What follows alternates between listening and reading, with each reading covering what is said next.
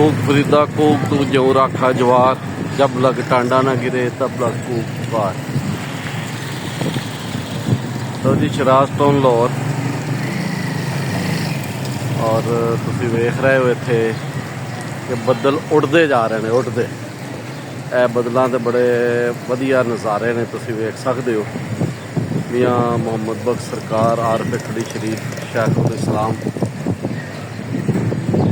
कहते हैं कि रहमत ही पाक दा बाग सुखा कर भरिया ता आस उम्मीद मेरी दा करदे मेवे भरिया।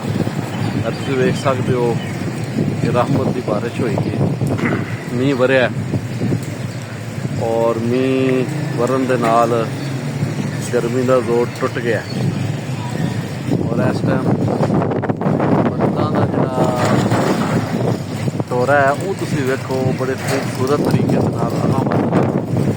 टुटते जा रहे भी वग रही है, तेज़ हवा वग रही है। हवा वगे तो किहड़ा रुख नहीं डोलता, पंजाबी अखान है वाह वगे तो किहड़ा रुख नहीं डोलता। जो वाह वगदी है सारे रुख डोल पैंदे ने।